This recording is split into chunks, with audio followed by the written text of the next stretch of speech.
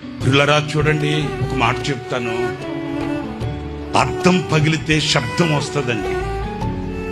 Hello, అద్దం పగిలితే శబ్దం వస్తుంది, కానీ గుండె పగిలితే నిశ్శబ్దం అయిపోద్ది. వేదన కలిగితే, బాధ కలిగితే మనసులో ఉన్న మనుషులకు చెప్పుకోగలుగుతాం, కానీ మనసులో ఉన్న మనుషులే గాయాన్ని రేగితే ఇంకెవరికి చెప్పుకుంటామండి? వింటున్నారా నేను చెప్పే మాట? వేదన కలిగితే, బాధ కలిగితే మనసులో కొందరు ఉంటారండి, వాళ్ళతో చెప్పుకుంటామండి.